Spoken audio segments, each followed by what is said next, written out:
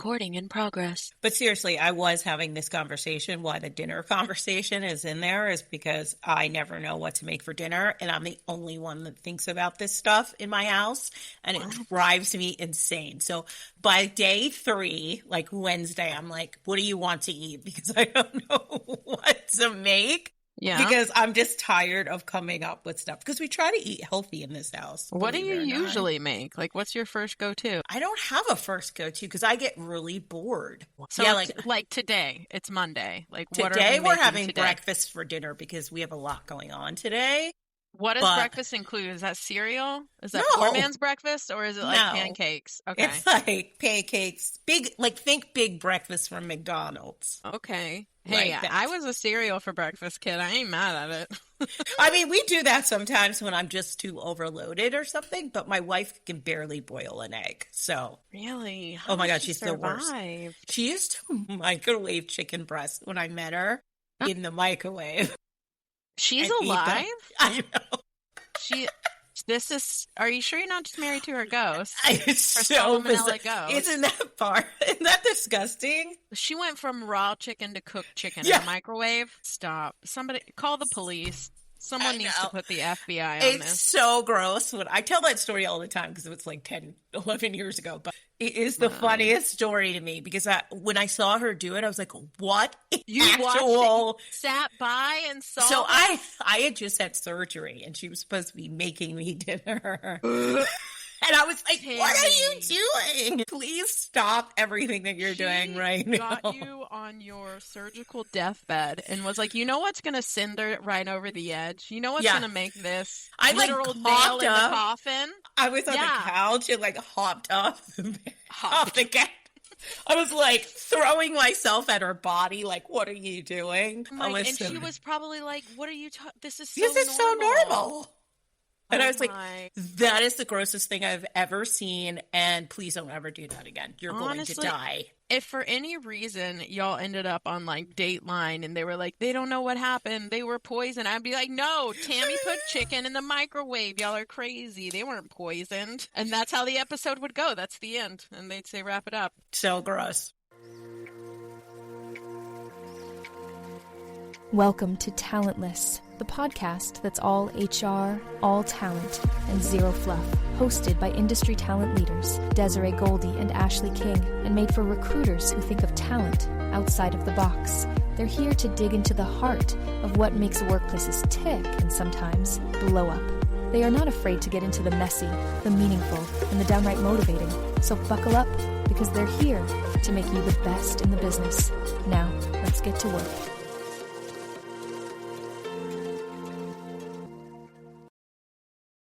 All right, let's get into this thing. So, hi, everybody. Welcome back to another episode of Talentless. Today, we're talking about hiring managers and managing the manager. Hey, hiring managers are the most unpredictable part of the process. Let me just say that. And the biggest factor in whether you succeed or spiral. They ghost. They waffle. They want top talent fast, but don't want to give any input. So how do you go from being seen as a task manager to an actual partner? And we talk about this all the time on this show about being partners. So you need to manage the manager before they derail you. So let's get into it and let's start it off. Intro song. Okay, we say this all the time, but your role as a recruiter does not live in a vacuum. It lives inside someone else's job description. That means all the nuggets are there. You just need to be able to pull them out, right? And that means how well you navigate a hiring manager is how successful you're going to be at filling that role. And I believe that wholeheartedly. Because I think no one teaches recruiters how to lead up. I think they are manage up. I think we struggle with this, and this is why we get seen sometimes as task, as an order taker, and we shouldn't be that. So I'm now going to let Ashley talk about the topic. You can see I'm so energized. I was about to say, don't get too damn excited about this, okay? You just sound thrilled to be at the ball. I am here. I can't wait. I am here. We did already tell them it's Monday, so they're aware. They are They aware. know what the situation is. They totally are. Just buckle up. Buckle up. Ugh, we're still humans.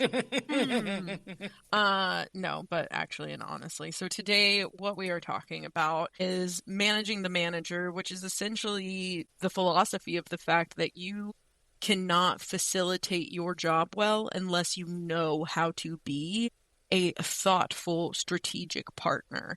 And the number one partnership that you are going to have in this role of recruitment is with your hiring managers. And so you really can't do this job very well unless you are able to operate with the people who hold the hiring making decision. Because as recruiters, we never own outcomes. We only own influence. I do not get to actually make the full decision. I only get to influence the people that do. And a lot of that impacts what we do day to day. So this episode specifically breaks down the truth every recruiter eventually learns. Managing the manager and working with them is a job. It's not just a partnership. You are a guide, you're a translator, you're sometimes even a therapist. The faster you learn to build trust and communicate expectations and influence bias, the better your hires are going to be and the more respect you're going to earn and really be able to operate within the business. I can't tell you how many times I've been a therapist for hiring managers. Woo! Woo! What? I mean, I can't even count the number of times, even though they don't realize they're on the couch. They are. Right? Right? And I mean, but can I tell you something? That's actually the biggest point of it all is like building trust. And you can't have someone come sit on your invisible therapy couch if they don't trust you. Honestly, in a weird way, knowing that your managers are coming to you, trusting you with this information, telling you all the things that they need changed means that one, they perceive you to have the power to be able to do it. They trust you with the information and they now have hopes of an impact that can come from you. That's the whole point of the exchange.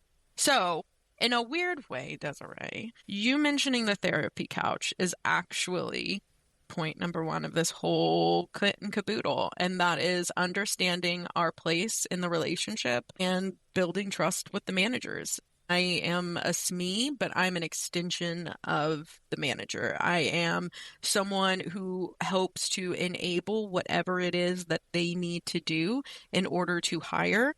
Our partnership is interesting. Like I said, I'm the influence, not the outcomes. And so what that means is that sometimes you can work with managers that have a little bit of the Dunning-Kruger effect. Yeah.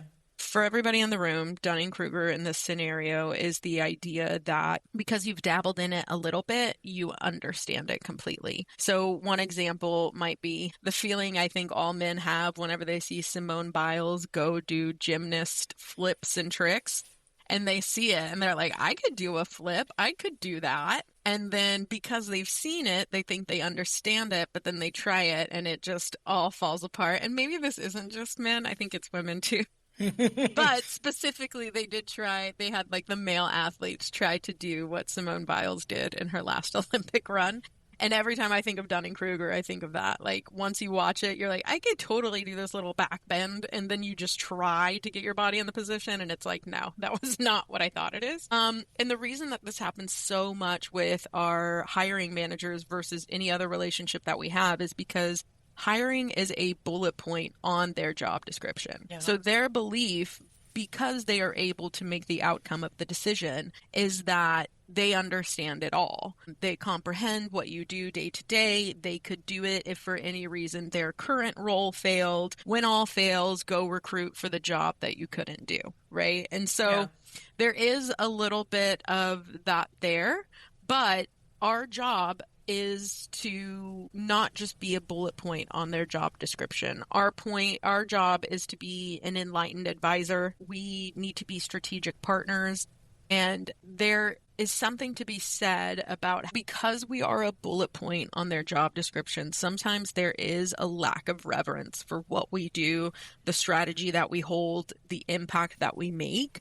And so how do we, with all of these preconceived notions, all of these things wrapped in, build trust, build a partnership, and build something that lasts to be able to make strategic impact? And so I think the question is like, how do you build trust? And more importantly, how do you define it? For me specifically, if I trust you It means I trust your baseline competency on the topic. I trust your work ethic, your discretion, your professionalism. For me, one of the big things that I will say breaks trust is a reliable or an unreliable narrator. Yeah. So if my recruiters are telling me, oh, this XYZ, and then the data says different, or oh, this, and then managers say different, I will say the easiest way to break trust or to find trust is finding your reliable narrators who time after time say it right on every spot, and then also the unreliable narrators who maybe have a little bit of flaws in their concept and kind of how they go about certain things. Yeah, I want to go back to something you said, because I think this is the part that people struggle with, is the SME part, like setting yourself up as a SME, right? Because most hiring managers think we sit there and throw resumes at them and we don't know anything about what they're doing. So how could we qualify somebody for a job and all of those things? I think that, we really need to set ourselves up as a subject matter expert. That means talking in real talk to them in their language, right? Yep. And I think we don't do that. We're like, well, here's the pipeline. We need to really do our job and do research and talk about those things. At intake, we need to really, really spend some time delving into it. So when we go into those intake calls, we are establishing that we're a SME, because I don't think a lot of recruiters do that. Like, here's the job description, and I'm not saying all, because there's some great recruiters out there. People don't write comments about how I hate all recruiters. I am one. That was the first comment they were going to write. Right, I know. They're like, the woman who does the whole podcast to help all the recruiters, all she does is hate recruiters. I know. It's not that I hate them. I think we could need to be better, right? Has anyone ever said that? Oh, I'm Bye. sure. I'm sure. I'm sure Bye. they have. In their minds, maybe not in the comments, but definitely in their minds. But I don't. I think we need to be better at being the partner. And I think we need to be better at being the SME. And it takes time to develop that for all you junior recruiters. You'll get better at it. But, I think trust is so important. And I trust my plumber because I know he's come to me and talked about things that I wouldn't have identified as a problem, right? So I put trust in that plumber to be able to fix something. It's the same thing in theory with recruiting. I need you to fix this problem, which is I need to hire someone. Tell me how you're going to get there. Right? Tell me why you're qualified to do this as a job. And then let's form the partnership to get there, right? Am I right? Yeah. No, absolutely. You absolutely are. And that's kind of a piece of what we created is we found, so what you described is a type of tendency that you like for one, learning, but also for relationships. So we created hiring manager love languages, which are basically like, what is the vehicle that they like to drive in to really build in trust? Like, what is the best way for me to get to point A and point B, knowing what we know about their road and their journey? And so for some people, that is their love language, is having a recruiter that's a teacher, having someone that can be like, oh, well, for this industry and this space, I would actually say XYZ. And whenever you think of the candidate persona, maybe we should be doing this and we should have that, and saying things that they've never heard before because they've thought of it not only outside of the box, but in a few different contexts. And they like knowing those different items. They like knowing the different routes that you can go about, so much so that they enjoy teaching others. And so that's actually one of the routes, like I said, that we use to build trust with managers, is teaching. Another one, listening. Some managers don't want you. Yeah. Sometimes they don't actually need you to fix anything. Right. They just need you to say like, oh my gosh, I'm so sorry that that's what you've been doing this whole time. That's not what we're going to do. You're not going to have to go through every single resume. That should not have been happening. And my job isn't to fix anything, because our standard was always going to be to review every resume, not the manager. But my job is just to listen, to give this unconditional compassion and empathy of like, I'm sorry you've been taking that on, and I'm pumped to take it off of you. I'm pumped that you don't have to anymore. And this goes back to the couch thing. I'm going to go back to the therapy couch scenario, right? When you go to your therapist, by the way, everybody, I have one. When you go to therapy, a lot of them is them listening to me. Yeah. Right? They're not providing all the answers. They're just giving and listening and saying, and listening with compassion and empathy, and then saying, here's some things to think about as you take the next step in this journey. And so I ultimately say that, like, you need to be somewhat of a therapist and put that hiring manager on the couch. And if that is listening or teaching or whatever the next thing is, you need to assess quickly what type of manager you're working with. Right. Yeah. And then say, okay, this is how to tackle this manager. And so, I love that. I love the scenario of like building the teaching moment, but also the listening moment, because, you know, anybody who's ever read my content knows I think listening is a truly undeveloped skill, and recruiters, to me, need to be some of the best at it. The best. Picking up on cues, clicking in on words, because it's how we should be asking our questions. Right. Which is actually, so at the labs, we have like almost 10 different manager love languages. So you and I have talked about too, the teacher, the listener. And so one of them we call is the curious cat. And that is a manager who loves being asked inquisitive questions. That is someone who has done the teaching of like helping them understand all of the context, everything like that, has been listening to the words that they say and actually thoughtfully processing to where their next step is asking these curated, extremely thoughtful questions that the managers have never been asked before, that make them think about it a little bit differently, and that add context that hasn't been in our bucket quite yet, and it changes the way that we look at it. So although these are love languages, which we find, again, certain managers like more certain things than others. Some managers are like, I swear to God, if you ask me one more question, I am going to find someone else and hire them just to answer your questions, because I can't fire you because you've only been here one day. Like, that's why I say there's like so many, because one doesn't always work for the other. But I used to have one, I will say engineers love the teaching and the inquisitive, that if that CTO came with me with something and I didn't follow up with 5 questions, he was like, she wasn't listening. Right. There wasn't, and like they just felt like it fell flat for them, and it didn't matter who the audience was. The lack of engagement is what spoke the volumes. So whenever you're trying to build trust, and the number one thing for trust is this, at least my example was, I need to understand that you know the baseline competency of this. Right. And you ask no questions either means that I am the best person at explaining in the whole entire world, which is not accurate, or you understand absolutely everything, maybe, or we didn't have engagement, or maybe you're shy, or maybe this or that. There's 50 different reasons, but for whatever reason it may be, we need to get in there and we need to, you know, get a little bit more strategic with that. Right. You know, I encourage everyone, you know, I've had to do this before after meeting a hiring manager, is really sit down and say, did I engage with that person? Do an audit of what just happened, because I have had incidents where I have like a very overbearing hiring manager, and he's like running the entire conversation and I don't get to interject and like, you know, all of those things. And then I do an audit and then I do a follow-up. Let's say, great conversation today, but here's the 52 questions I didn't get to ask. And that is also a great part of that relationship and still builds trust, even though I never got to say a single word in our meeting. So I think identifying who you're working with and figuring out those tactics to follow up or do all of those things. I really encourage people to do an audit of those relationships, because it'll get you further along the line way quicker for that 5 minutes to 10 minutes you spent doing that quick audit. Yeah. And here's the thing that I think people miss. The time's passing anyway. Your time with this manager, the amount of time you're putting in their emails, the amount of time that you're in Teams or in Slack or on meetings with them, all of this is happening anyway. The only thing that changes is we just add a question. Or maybe instead of adding a solution at the end, we just say, that is really, really tough. Like, are you okay getting through? Like, how's it going? Like, just leaving it blank open, not needing to be their savior. They're perfectly capable and feel that they are.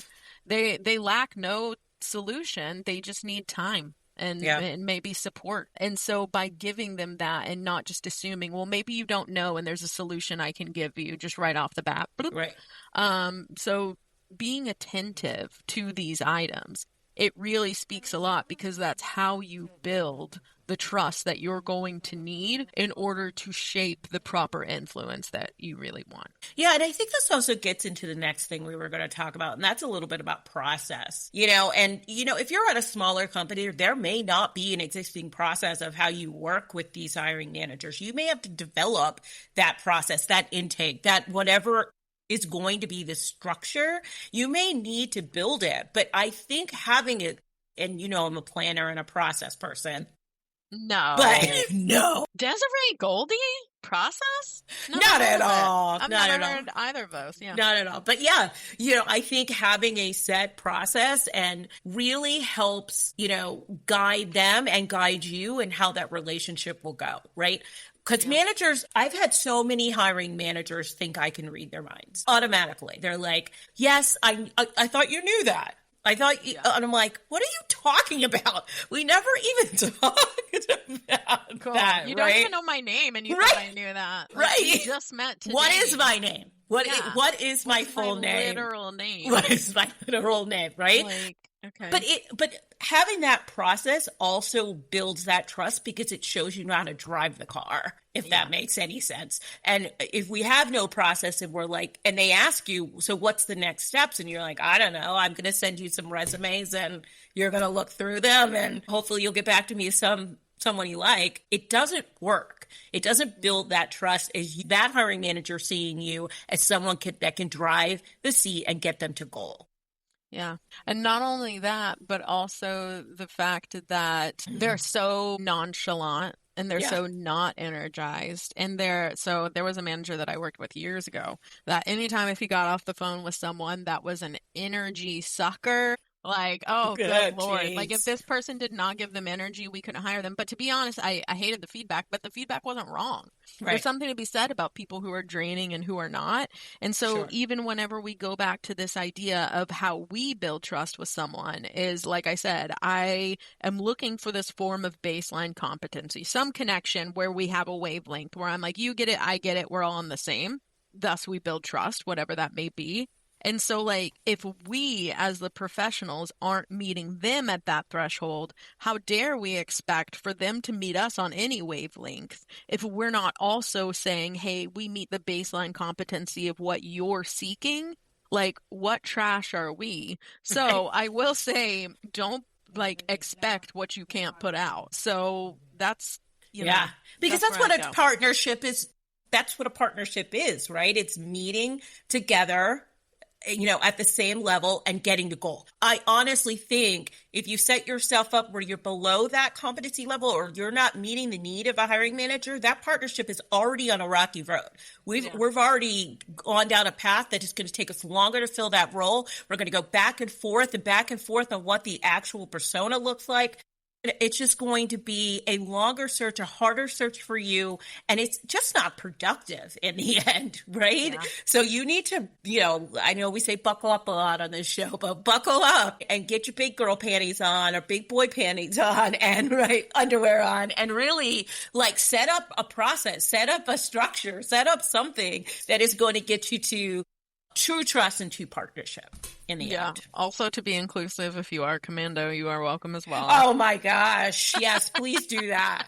Please do that, but don't tell me. Thank you very much. I don't care if you do tell us. We welcome everyone, actually. Hear us out, all right? Anyway, we're going to move past the undergarments. Yeah. This episode is brought to you by DEI Labs, re-educating corporate America with immersive, data-driven DEI training for HR and hiring pros. Ready to shift systems and spark real change? Visit DEI-labs.com to get started. Need a resume that actually works? Resume Writing is a female-owned team of recruiting pros helping job seekers land the roles they deserve. Get expert help at resumewriting.com. Pace of change in the world of business is fast, and that drives incredible complexity for the world of human resources. Welcome to the HR Data Labs Brown Bag Lunch, a series of conversations with experts inside and outside the world of human resources on how to innovate, measure, and evolve our practices. Our goal is to help provide you with practical examples of how HR has to change and to meet in this complex business environment. Every week, we'll talk to new and different voices on all aspects of human resources. And guess what? You get to chat with us live. Live? Live. So they can answer questions or they can ask us questions. They can ask, they can answer, whatever they want. They get to talk with us live. That's awesome. Sometimes we geek out on the data and technology that underlie the processes that drive the world of HR. But the conversations are always insightful and fun. So please, enjoy the HR Data Labs Brown Bag Lunch. Please, let's move past that. Thank you very much. But you do make a few good points in the sense of like, I know one thing that we kind of talk about a bit is whenever you have that trust and partnership, like how you'll do handoffs, like that stuff matters. How like all these different intricacies in the process make a difference. And I think what's important is for people to understand is every single one of these is an opportunity to build trust. And every single one of these is moving whether you want to or not. And I think the best way to think about this, I actually saw this the other day, but it was about something else, is this idea of like 3 choices, 2 outcomes. And so it's kind of this idea of like the ball's moving this way and here's the end of the desk and it is going to fall off. So we have 3 options. We can either stop it, which means the outcome means it pushes back a little. We can move it forward and help it go forward, which means it goes right there. Or we can do absolutely nothing and it's falling off anyway. So these are 3 actions we can take: do something, do nothing, make it worse, but there's still only 2 outcomes. Right. So unless you're actively intentional on pushing back, we will always be going this way. Right. And so that's why, because we're about to probably lean into a little bit of like, how do we use biases in social psychology and emotional intelligence to actually assist us with influence? Because again, when it comes to hiring managers making decisions, it is happening anyway. So we have 3 choices, 2 outcomes every single time, hired or not. And we kind of influence exactly that path, the speed and the rate that it goes at. Yeah, I mean, this part for me is everything. Like talent, influence, and persuasion, right? Like this to me is where it's at, right? You know, and it happens in social media all the time, right? Because your perception of what somebody is on social media may not be the truth. And so the influence and persuasion you have after, let's say someone contacts you on off of social media and you have that conversation, then I know you actually meet that social media persona that you have, right? Yep. And so influence and persuasion to me influences all of that. And so when we talk about hiring managers and equating it to that, the way you approach, the way you do the work, to me, influences people the most. Not what you say you're going to do. It's like how you do it and how you are able to prove that you can do it. And I live by that, right? I truly live by that when I'm recruiting for clients every single day. I could talk a good game when I'm interviewing with them to do some work and say all these wonderful things about how great I am as a recruiter, but until, and that's great. You know, they can look at my LinkedIn, they're like, oh my gosh, she's awesome. But as we start that relationship, really persuading them to my side that I actually know what I'm talking about is huge. It's huge. It builds trust. You know, they kind of leave me alone, let me do my job. They're not trying to micromanage the process. All of it lives for me right here. Yeah. And that's kind of like a data point of success, right? Is like, do they give you autonomy? Do they trust you? Or are they giving you autonomy because they don't trust you at all? They don't think you're going to do it, so they've already gone another way. Right. And are you emotionally intelligent enough to pick apart which is which? Yes. All of these things make a big difference on how the relationship goes, on how you're able to influence the process, the manager, the outcomes, if you're able to do any persuasion there at all. Yeah. And so that's something, because what's interesting to me about recruiters is One thing I think people don't understand is biases. Bias has a really negative connotation because 99% of times that people are talking about biases, they're talking about the negative ones. They're talking about the ones that bring about prejudice. They're talking about the ones that, bring about more social constructs and issues. Yes. What people don't know is that the term bias in general is literally, it means like a mental shortcut. Right. So you can have a bias towards, so for instance, whenever they talk about facial recognition and association, whenever you look at the Harvard IAT and they talk about faces, it's easier for us to automatically assimilate to those who look like us and are from our community, and it happens automatic. Some of this is a survival mechanism because it's what we used to use. It's how we know if we're safe in a room. Do I see other women or are these all just men?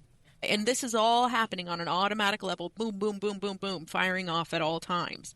And so I think we need to understand that biases always, mental shortcuts always are happening with or without your consent. Yeah. Like, we need to know that.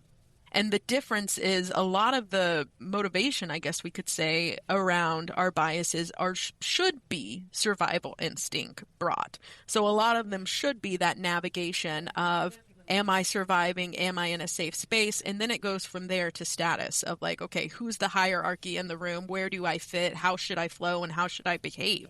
These are like the psychological things that we go through in a minute. And it's what helps us navigate the room.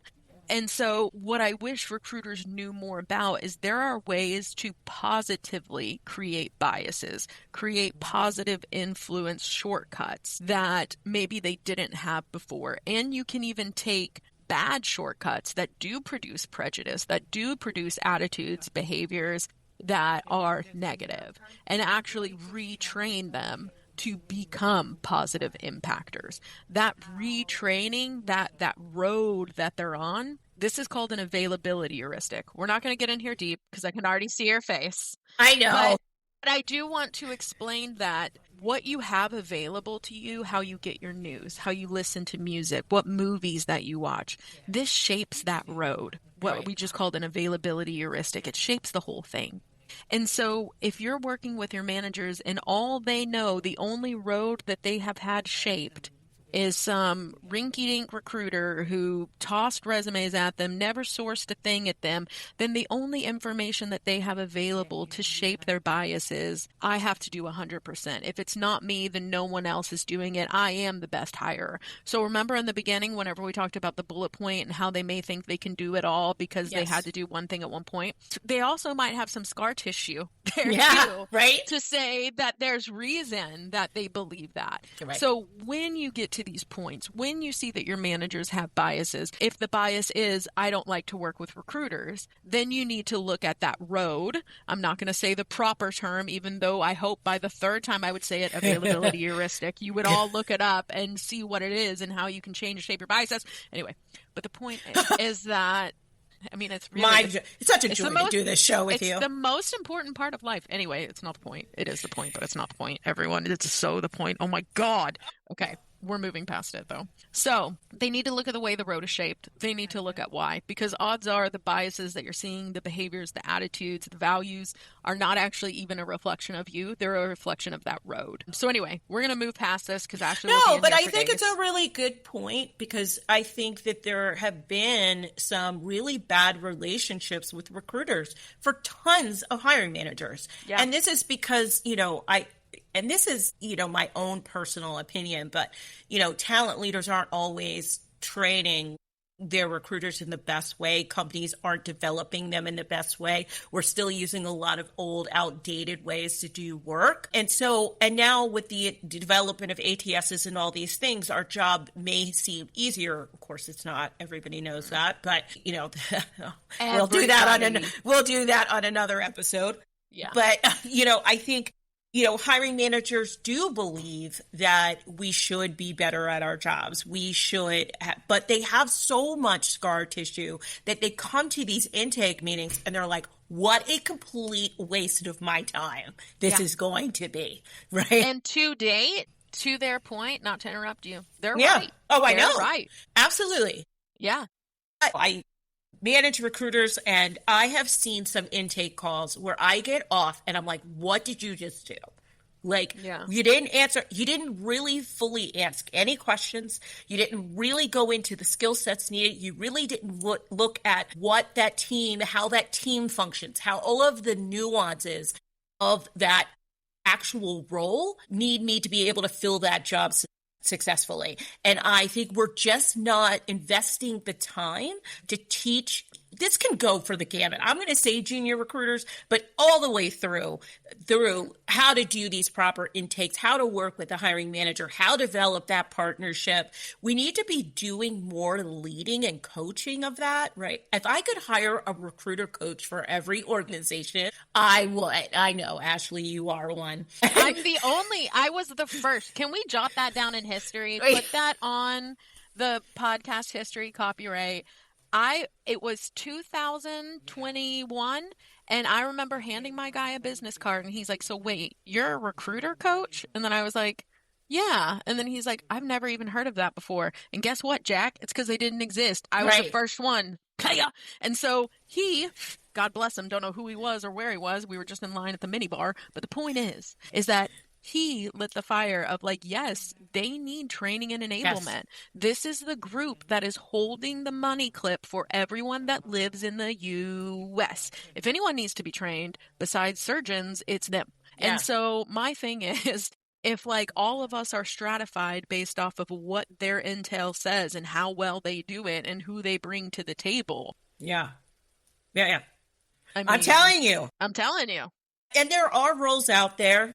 I see them now more than I've ever seen them before for, training recruiters and how do you develop a recruiting team and, really being a leader. And we need to be doing more of that. Yeah. And we definitely need to be doing more of that because it teaches things like bias and it teaches things like intake. It teaches things like how do you develop strong interview questions during screens. It teaches recruiters how to do all of those things they may not even know. That's why we have that section, which we'll get to soon, called Talent Outside the Box, where we teach people about the psychological side of this work. Right. Yeah. And how it affects people, because I don't think people know this. No, I don't think they're out here thinking about why people do the things they do, why recruiters work the way they work, why hiring managers have scar tissue.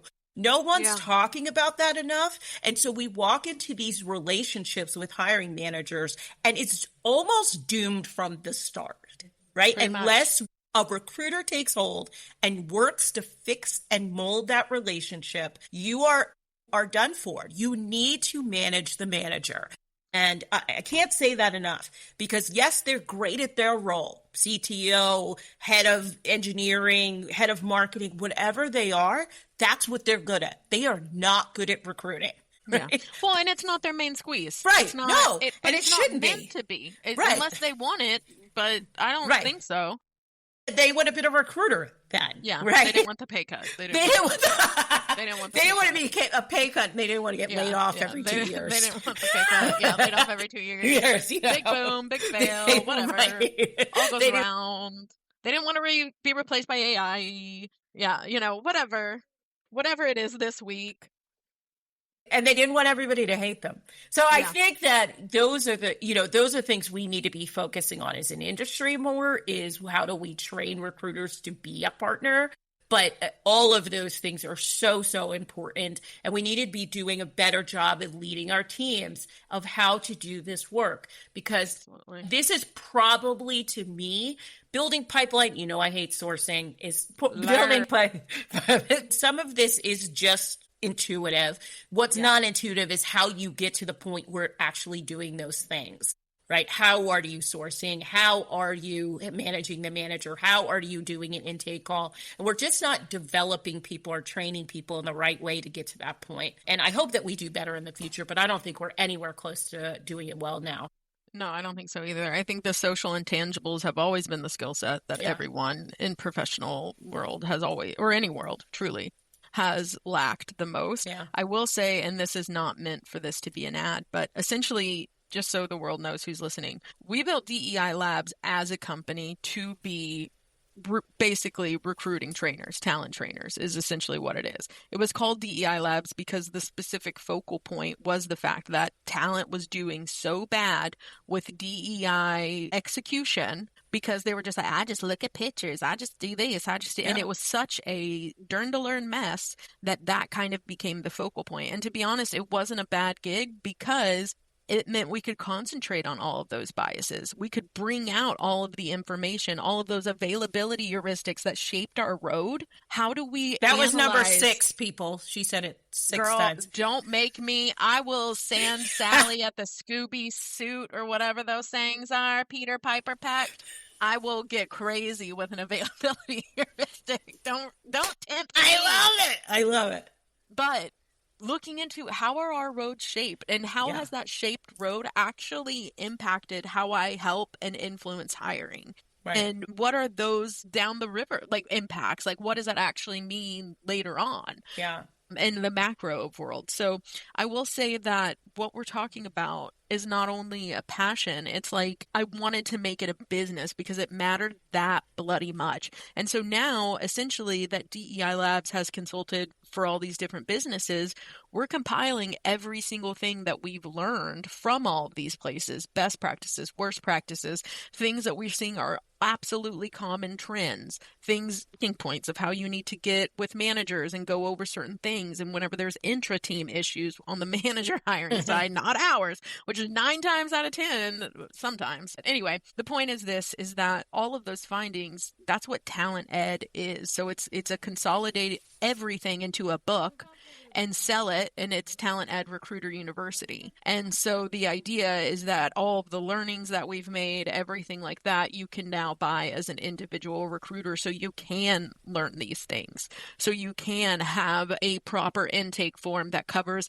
1,000% of your bases, no matter where you're working, what you're doing, but can be pulled apart enough to be customized to also whatever you want to do at whatever role you're at. I mean, whoever's not buying, if you're listening, go buy it. Right now. I mean, well, we're still, so we're okay, still, we're close. We're close. Copyright phase. Okay, but when it comes out, seriously, this is not just a plug for it, but honestly, it really isn't. This is really, truly how we should be thinking about training our teams. And even if you don't go buy this when it comes out, I think you should be thinking this way as a leader of people who do recruiting.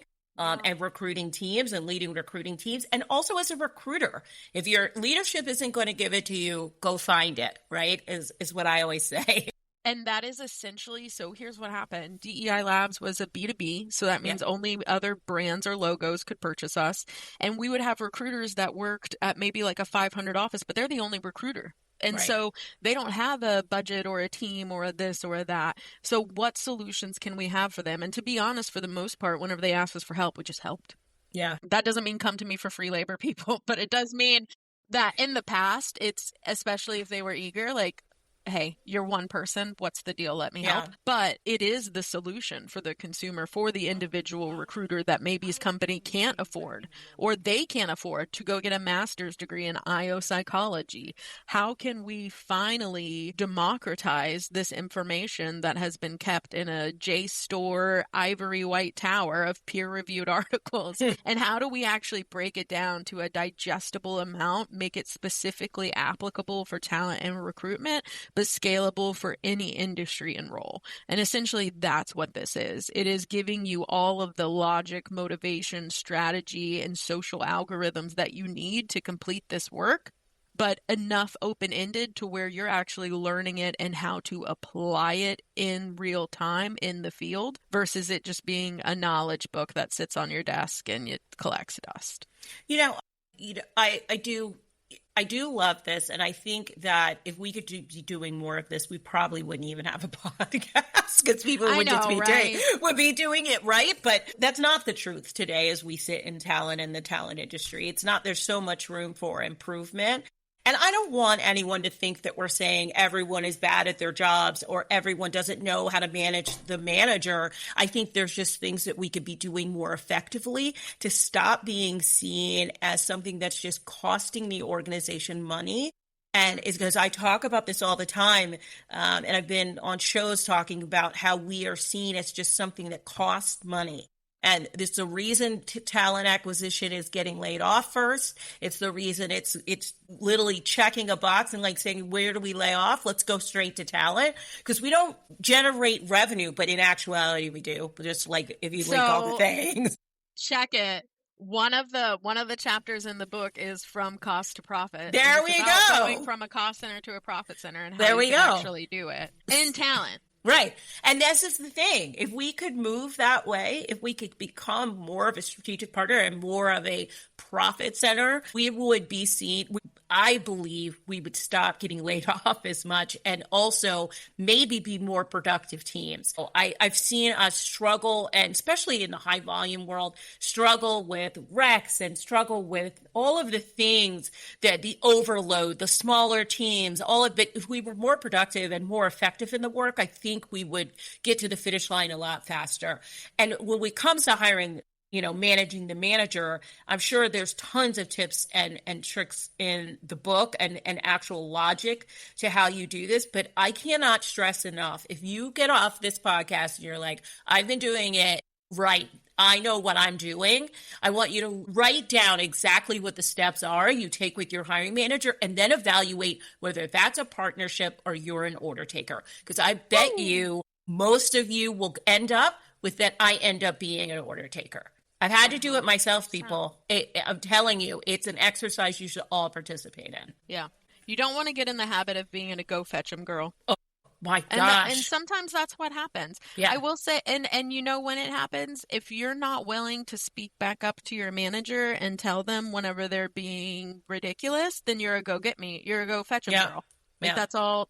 That's literally how you know, because you don't have to go fetch what you tell a manager you don't need. Yeah. And so if it's something to where they're trying to pull, like, the only way I can get quality is if I have quantity, if you're too scared to say those don't equal the same thing and actually know I'll be tailoring this and that, then hey, you're a go fetch 'em. What are the other signs? Like, there are like 50. There's tons. That you can evaluate for yourself to be like, am I who I think I am in this space? Again, the bias of checking out our statuses of where we are. These will help you determine and help you self-regulate and self-manage with your social awareness as well.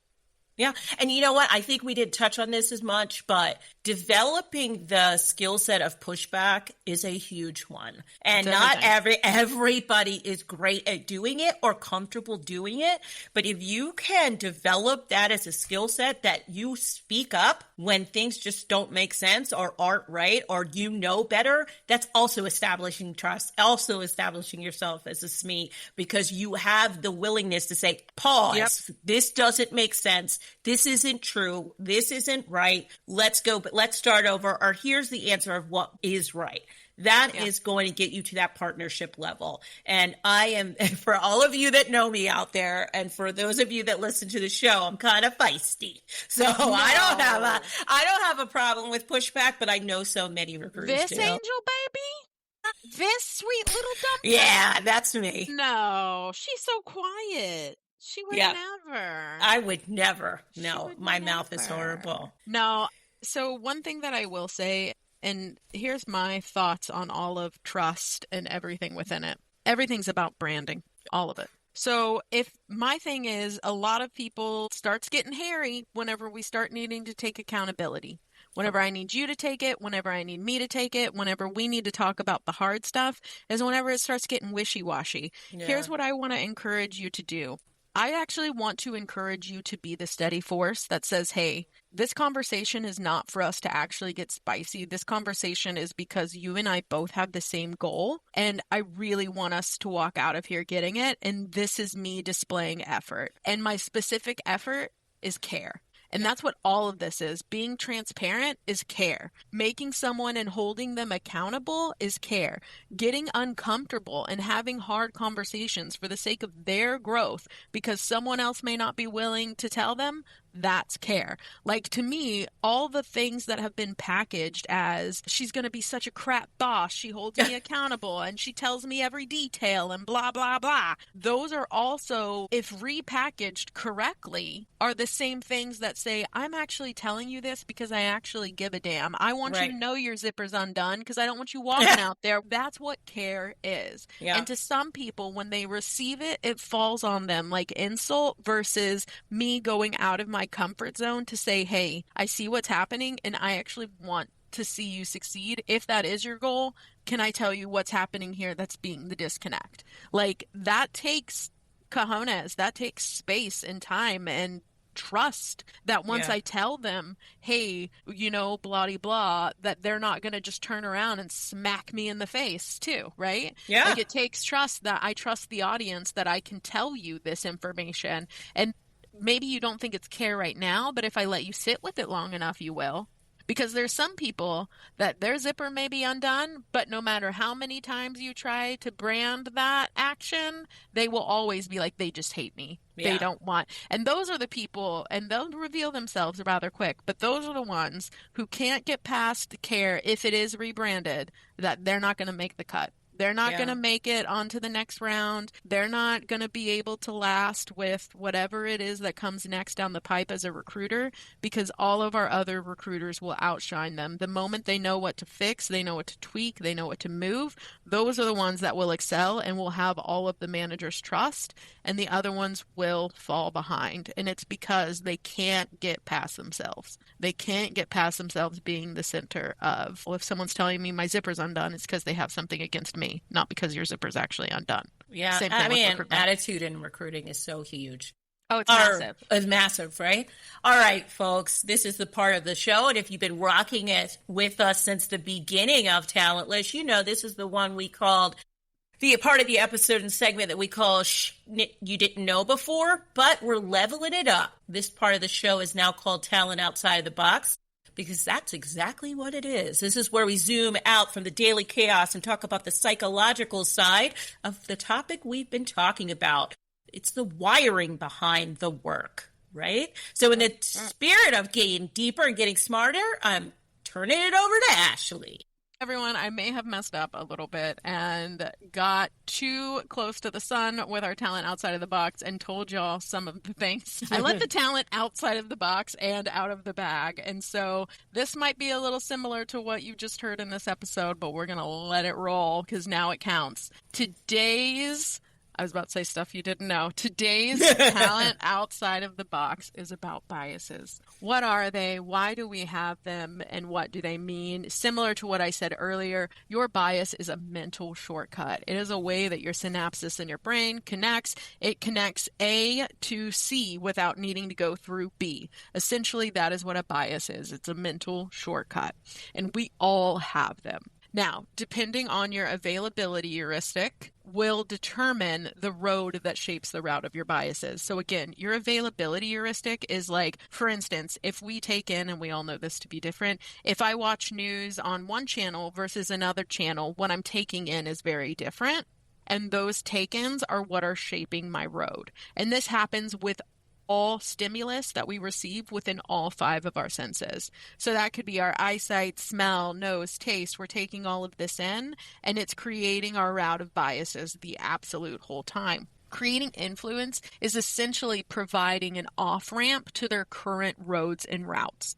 So because the bias will still exist, what we really need is change management rather than, just going with that same bias. So what do? We change it from a bias that is negative to the positive. So what would be considered a negative bias? One could be, I hire diversity, but I don't want a lack of quality. We've all heard that. That's a negative bias. Outcome is they want to hire individuals from different backgrounds, but in their terminology, because they use called human a diversity, first of all, that's not a term, but then also that they don't want a lack of quality, that they synonymously associate it with that. That's a negative bias. It has a negative impact and connotation. A positive bias would have been, I will hire diversity, same first beginning of the sentence, because I truly value different opinions, perspectives, and experiences. That's a positive bias. They both take us to the same shortcut. We're both going to the same place and hiring people from different communities. However, one manager has a positive outlook on this to where it will impact the retention, attrition, and experience of these hires. And then we have a negative manager who has automatic negative connotations just in the way that they have worded their sentence and communicated to you without prompt. And so this is how you would deduce different biases of different people. Same endpoint, same movements, different biases. The best way that you can help as a recruiter is to help their routes, give them off-ramps, help them understand that diversity has value, whatever it takes to teach them, and then upgrade their problems based on upgrading their biases. That's today's Talent Outside of the Box. Awesome. That was a great one for me. I always learn something, by the way, people, on those. So I have to read it before and I'm like, oh yeah, that's what I do. So those are great. They're always at the end of our episode, and check them out. They're really, really intelligent. And of course, that's why we have Ashley on the show, to be intelligent. So that's the only reason. That's the only reason. It ain't her looks. It ain't her face for radio. All right, folks, that's it for today on the recruiting, talent, and HR roller coaster. Want more? Hit us up wherever you listen to your podcast, or on Instagram, TikTok, YouTube, Blue Sky. Oh my gosh, just everywhere. We're usually Talentless Podcast, except for TikTok. We are Talentless. New episodes drop almost every week. We are actually just coming back from a break, but we're back on schedule. So from hiring fails to hiring wins. See you next time.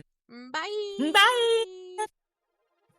I'm Desiree. And I'm Ashley. And thanks for listening to Talentless, where we keep it real in the world of HR. If you loved what you heard, don't forget to hit subscribe and give us a follow on Blue Sky, Instagram, and LinkedIn. We're here to keep your feed packed with everything you need to level up in recruitment and HR. And be sure to subscribe wherever you get your podcasts. And hey, don't miss out. Sign up for our newsletter for fresh insights and follow us on socials to stay connected with both Ashley and me. Thanks again for joining us on Talentless. Until next time, we'll see you then.